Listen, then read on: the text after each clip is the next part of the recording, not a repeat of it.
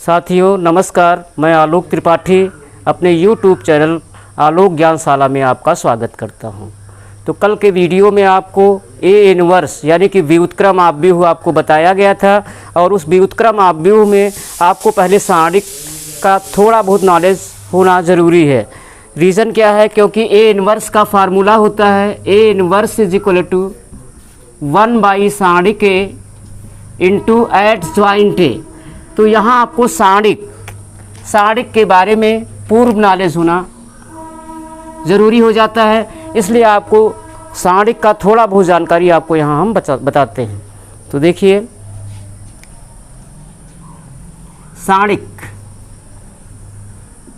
Determinant है। ये सारणिक क्या होता है? तो पहले सारणिक का संकेत, सिंबल ऑफ डिटर्मिनेंट, सारणिक का संकेत, सारणिक का सिंबल होता है ये। दो वर्टिकल लाइन खींच दी जाती है और इन स्पेस में उनके एलिमेंट्स को डाल दिया जाता है। तो सारणिक के बारे में सारणिक का सिंबल ये होता है, या डी भी लिख देते हैं, डी डिटर्मिनेंट। अब देखिए, सारणिक के बारे में थोड़ी सी जानकारी। सारणिक सदैव वर्गाकार होता है, यानी सारणिक में जितनी पंक्ति होती है उतने ही स्तंभ होते हैं। यदि किसी सारणिक में 2 पंक्ति है तो उसमें 2 ही स्तंभ होंगे, यानी सारणिक सदैव वर्गाकार होता है। और सारणिक का मान निश्चित होता है, सारणिक का मान निश्चित होता है, यानी सारणिक का एक निश्चित मान होता है। तो देखिए, ये सारणिक का संकेत हो गया। अब आगे बढ़ते हैं।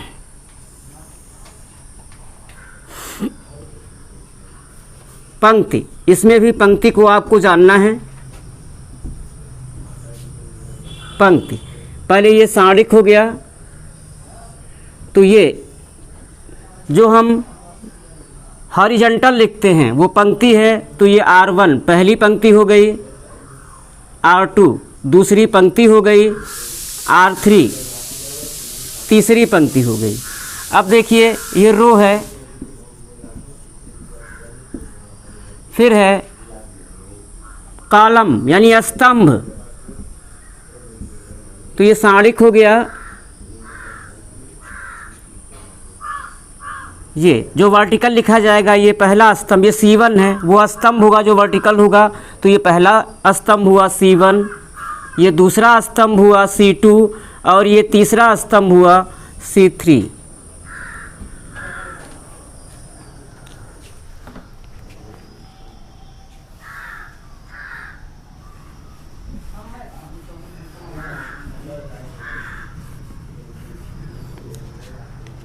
अब देखिए, आव्यूह का क्रम, आव्यूह का सारणिक का क्रम, सारणिक का क्रम, ऑर्डर ऑफ डिटर्मिनेंट, सारणिक का क्रम।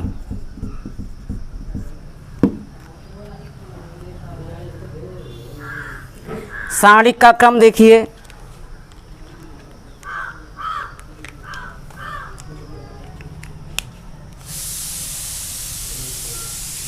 सारणिक का क्रम इज इक्वल टू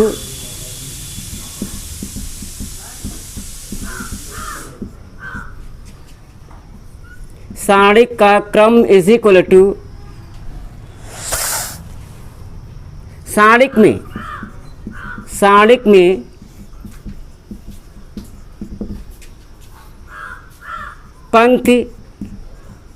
पंक्तियों की संख्या गुणे स्तंभों की संख्या।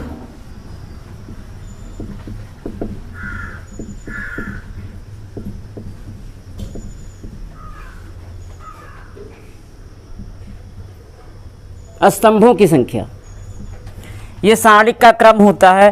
पंक्तियों की संख्या गुणे स्तंभों की संख्या। स्क्रीनशॉट ले लीजिए।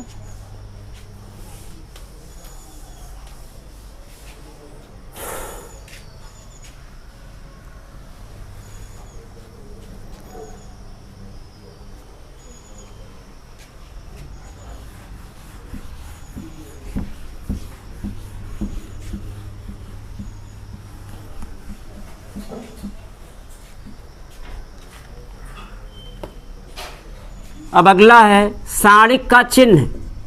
सारणिक का चिन्ह।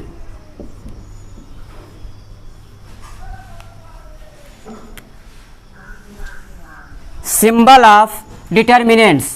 बस उतनी ही चीज़ें आपको सारणिक के बारे में बताई जाएंगी जिसका इन्वर्स में आपको यूज करना है। तो देखिए सारणिक का चिन्ह क्या होता है। तृतीय कोटि के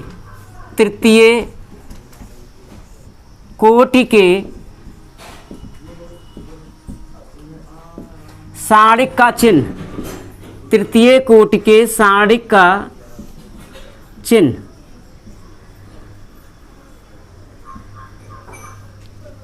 ये सारणिक हो गया, डिटर्मिनेंट हुआ। ये तृतीय कोटि का सारणिक है, यानी इस सारणिक में 3 पंक्ति और 3 स्तंभ है।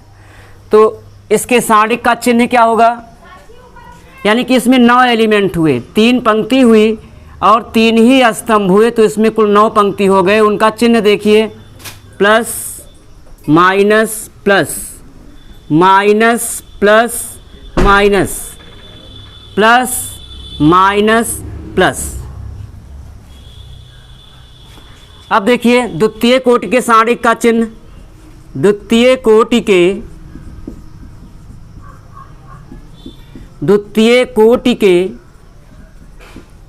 सारणिक का चिन्ह। द्वितीय कोटि के सारणिक का चिन्ह।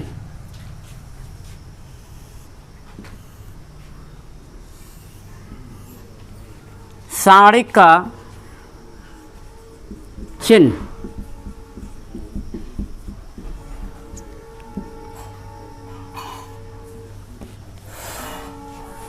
तो ये होता है प्लस, इसमें 4 एलिमेंट होंगे, इसमें 2 पंक्ति होगी और 2 स्तंभ होंगे, यानी इसमें 4 अवयव होंगे। तो उनके लिए चिन्ह क्या होगा, प्लस माइनस माइनस प्लस। तो इसको तो हम लोग याद कर सकते हैं, इसको आप बड़े आसानी से याद कर सकते हैं। तृतीय कोटि के सारणिक में प्लस से शुरू होता है, प्लस माइनस प्लस, फिर minus plus minus plus minus plus, नहीं अल्टरनेट होता है, एक प्लस से स्टार्ट होता है, फिर प्लस माइनस प्लस, ऐसे करके अल्टरनेट चलता है, चाहे वो पंक्ति में हो चाहे वो स्तंभ में हो। लेकिन द्वितीय कोटि में देखिए, प्लस पहली पंक्ति में प्लस, माइनस दूसरी पंक्ति में माइनस प्लस। तो हमको इसका फार्मूला भी जानना होगा। चिन्ह तो द्वितीय और तृतीय कोटि का इजी वे में लर्न हो सकता है, लेकिन इसका फार्मूला है। तो देखिए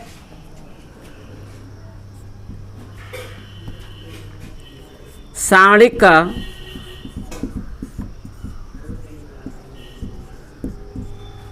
चिन्ह सूत्र।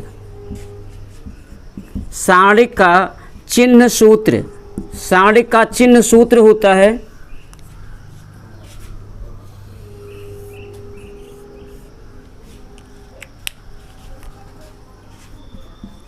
-1 to the power i plus j। जहाँ i पंक्तियों की संख्या है,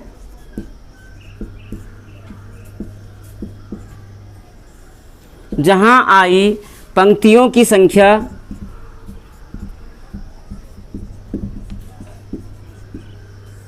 और j स्तंभों की संख्या है, स्तंभों की संख्या है। स्क्रीनशॉट ले लीजिए।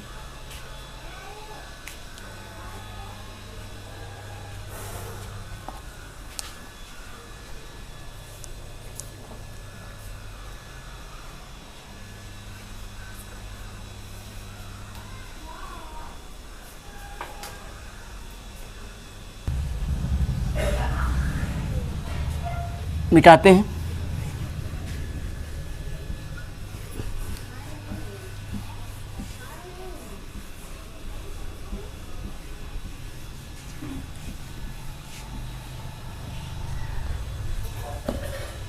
देखिए कोई सारणिक आपका लिखा हुआ है, सारणिक के equal determinant of A1 B1 C1 A2 B2 C2 A3 B3 C3। अब आपको इस एलिमेंट का साइन जानना है कि इसका चिन्ह क्या है और B3 इसका चिन्ह क्या होगा। तो देखिए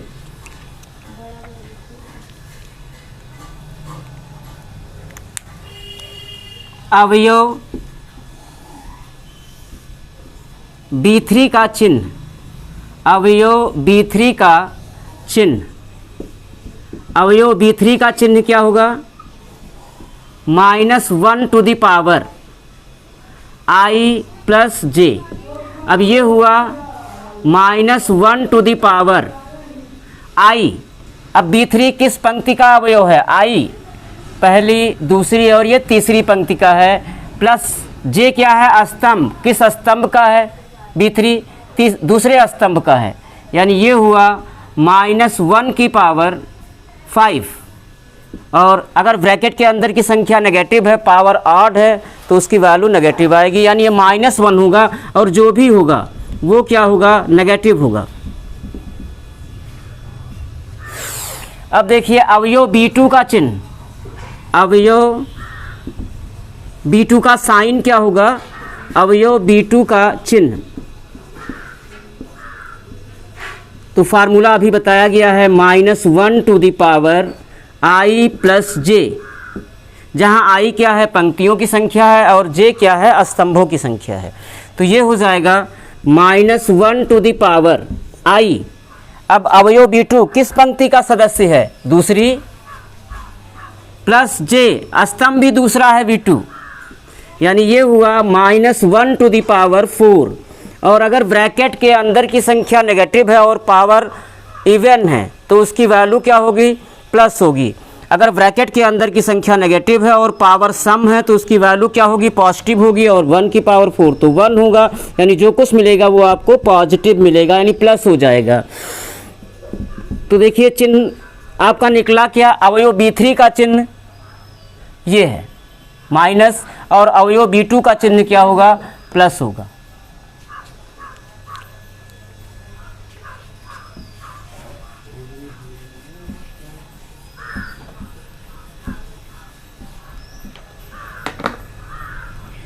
अगला सारणिक का विस्तार, एक्सपेंड ऑफ डिटर्मिनेंट। सारणिक का विस्तार, सारणिक को हम एक्सपेंड करना यहाँ पे सीखेंगे।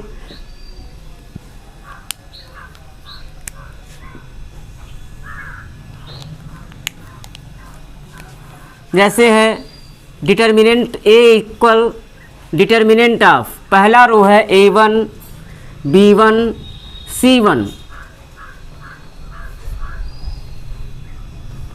A2 B2 C2 A3 B3 C3। अब हमें सारणिक का विस्तार करना है। सारणिक का विस्तार करने का मतलब हमें सारणिक की वैल्यू ज्ञात करना है। तो अभी आपको बताया गया है कि सारणिक का मान निश्चित होता है, तो सारणिक का मान ज्ञात करने के लिए उसका हम विस्तार करते हैं। और सारणिक का विस्तार हम किसी भी पंक्ति अथवा किसी भी स्तंभ के सापेक्ष करके सारणिक की वैल्यू को हम ज्ञात कर सकते हैं। चाहे हम पहली पंक्ति के सापेक्ष विस्तार करें तो सारणिक की वैल्यू वही आएगी, चाहे दूसरी पंक्ति के सापेक्ष विस्तार किया जाए, चाहे तीसरी, या पहले स्तंभ के सापेक्ष किया जाए या दूसरे या तीसरे, सारणिक का मान निश्चित होता है, सारणिक की वैल्यू वही आपको प्राप्त होगी। लेकिन मोस्टली हम क्या करते हैं, या तो पहली पंक्ति के सापेक्ष कर देते हैं या पहले स्तंभ के सापेक्ष। इसका विशेष कोई रीज़न नहीं है। यहाँ पे पहली पंक्ति और पहले स्तंभ के चिन्हों की जानकारी इजी वे में होती है। चिन्ह हमको ऑलरेडी पता होते हैं, रटे हुए होते हैं। प्लस माइनस प्लस ये R1 के लिए हुआ, यानी पहली पंक्ति के लिए, और पहले स्तंभ के लिए चिन्ह प्लस माइनस प्लस। बस केवल चिन्ह हमको सुटेबल तरीके से याद होता है इजी वे में, इसलिए जो है हम सारणिक का विस्तार या तो पहली पंक्ति के सापेक्ष करते हैं या पहले स्तंभ के सापेक्ष करते हैं। तो देखिए पहले पंक्ति के सापेक्ष सारणिक का विस्तार करते हैं। तो R1 के सापेक्ष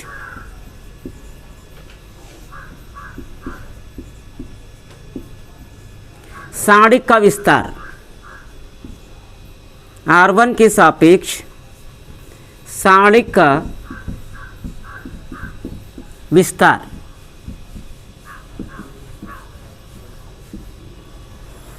तो R1 में कौन से एलिमेंट हैं, A1 B1 C1। तो चिन्ह भी हमको पता होना चाहिए, प्लस इस अवयव का माइनस इसका प्लस, यानी प्लस माइनस प्लस। तो देखिए पहला अवयव लेंगे A1 इंटू, अब A1 से होकर जाने वाली पंक्ति और स्तंभ को हटा देंगे।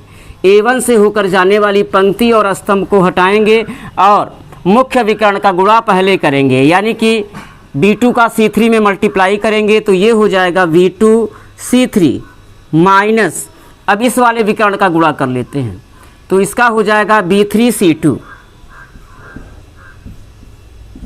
अब इस अवयव B1 का साइन नेगेटिव होता है तो माइनस B1 इंटू, अब B1 से होकर जाने वाली पंक्ति और स्तंभ को हम छोड़ देंगे, पहले मुख्य विकर्ण का गुणा करते हैं तो A2 C3 हो जाएगा, A2 C3 माइनस,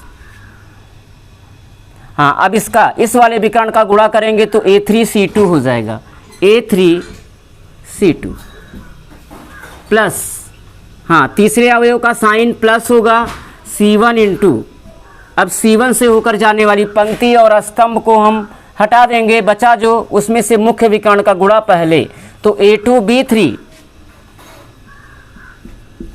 माइनस, अब दूसरे वाले विकर्ण A3 B2 इनका मल्टीप्लाई हो जाता है,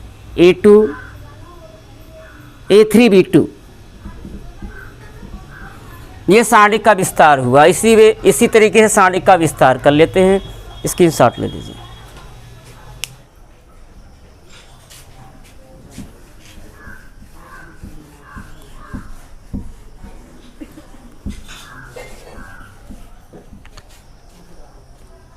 हाँ आप टॉपिक 2 जान लीजिए इसका,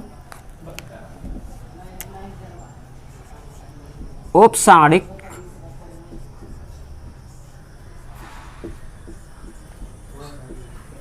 और सहगुणनखंड, ये दोनों चीज़ें जान लीजिए। और सहगुणनखंड,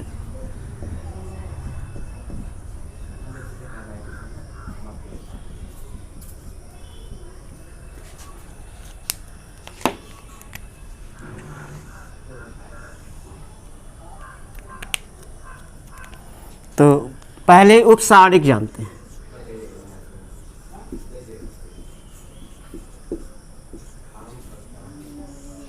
यह है सब डिटर्मिनेंट,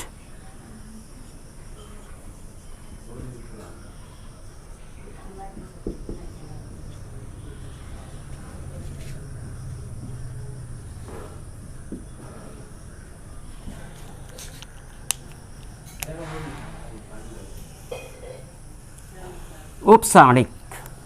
उपसारणिक क्या है, देखिए किसी सारणिक के किसी अवयव से होकर जाने वाली पंक्ति और स्तंभ को छोड़ने पर जो सारणिक शेष बचता है उसे उस अवयव का उपसारणिक कहते हैं। किसी सारणिक के किसी पंक्ति से, किसी सारणिक के किसी अवयव से होकर जाने वाली पंक्ति छोड़ दीजिए, स्तंभ छोड़ दीजिए, जो सारणिक शेष बचेगा वही उस अवयव का उपसारणिक हो जाएगा। तो देखिए किसी सारणिक के किसी अवयव से होकर जाने वाले, किसी अवयव से होकर जाने वाले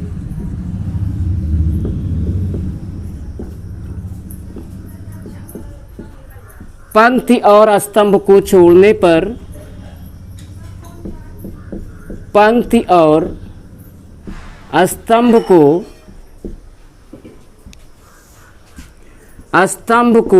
छोड़ने पर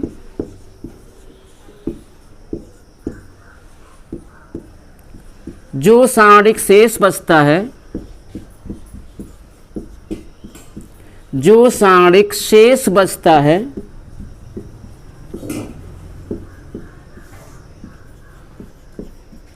उसे उस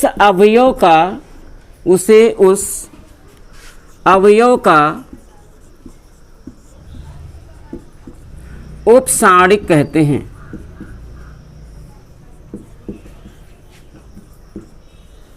उपसाणिक कहते हैं। एग्जाम्पल देखिए,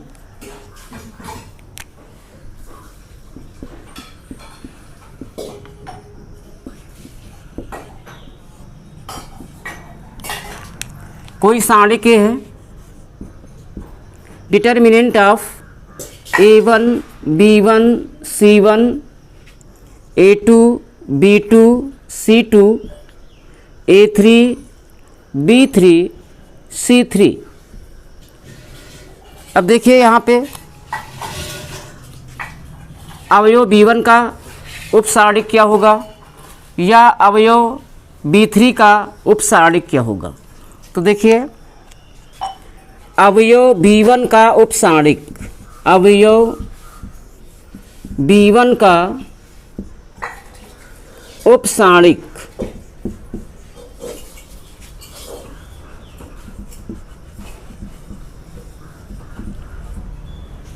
ध्यान दीजिएगा। अब B1 से होकर जाने वाली पंक्ति, यानी इसको छोड़िए पंक्ति को, और B1 से ही होकर जाने वाले स्तंभ को छोड़ दीजिए, यानी पंक्ति हटा दो, स्तंभ हटा दो, तो बचा क्या साणिक।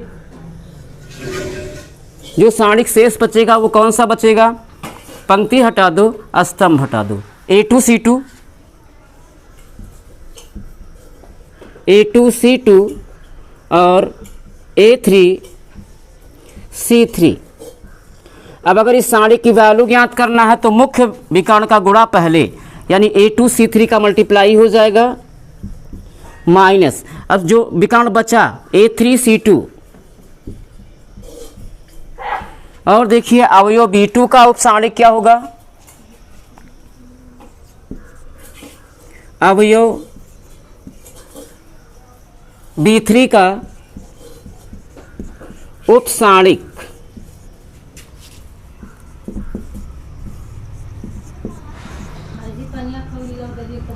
क्या होगा, B3 का।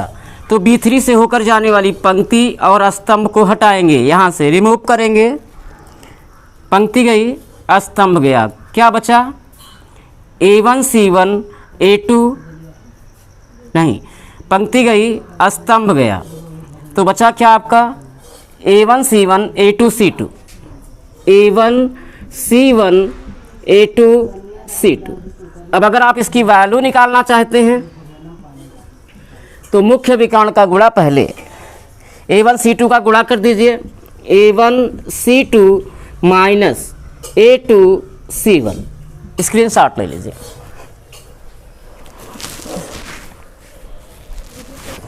हाँ कर दो।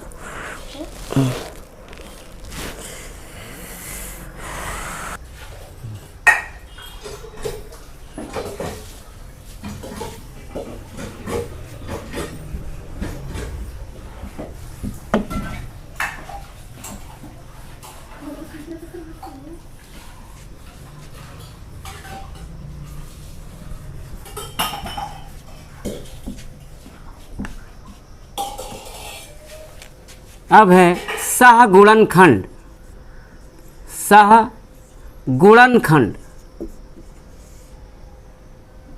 खंड, यानी कोफैक्टर पढ़ेंगे, कोफैक्टर।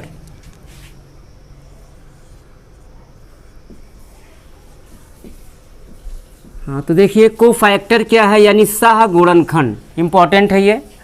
तो देखिए क्या है, किसी साणिक के किसी अवयव के उपसाणिक में उसके उचित चिन्ह का गुणा कर देने पर उस अवयव का सहगुणनखंड प्राप्त हो जाता है।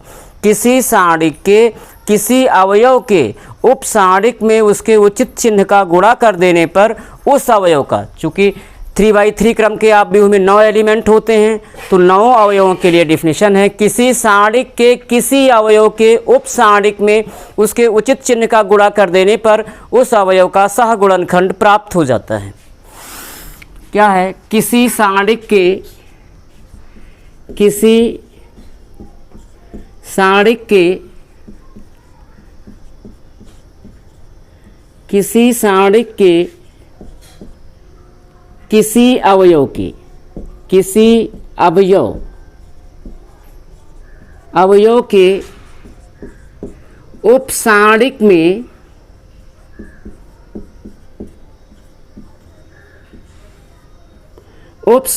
में उसके उचित चिन्ह का गुणा कर देने पर उसके उचित चिन्ह का गुणा कर देने पर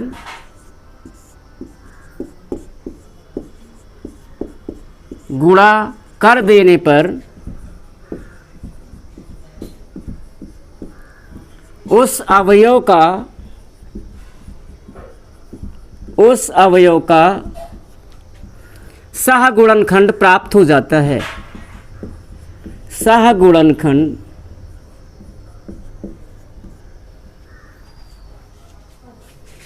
प्राप्त हो जाता है।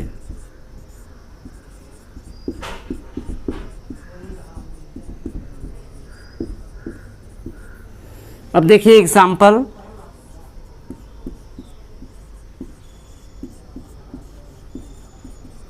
कोई सारणिक है A is equal to determinant of A1 B1 C1 A2 B2 C2 A3 B3 C3।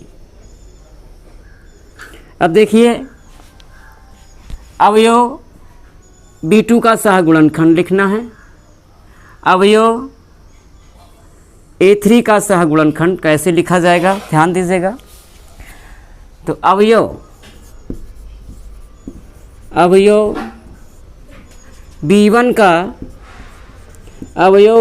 का सहगुणनखंड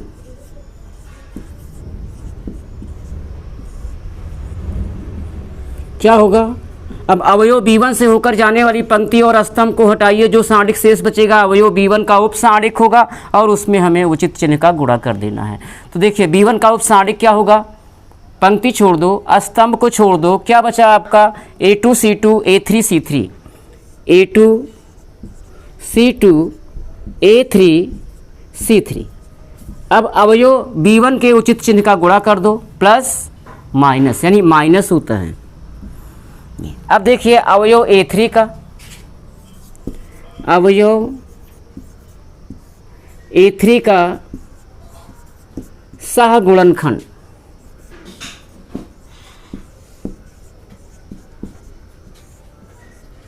पहले अवयव A3 का उपसारणिक लिखिए।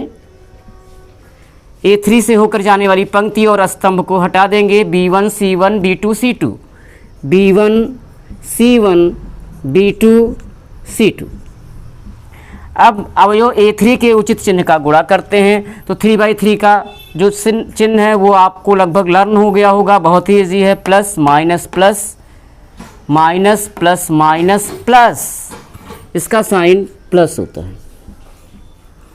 तो आज के लिए इतना ही। अगर आपको ये वीडियो पसंद आया हो तो लाइक कीजिए, सब्सक्राइब कीजिए, शेयर कीजिए। धन्यवाद।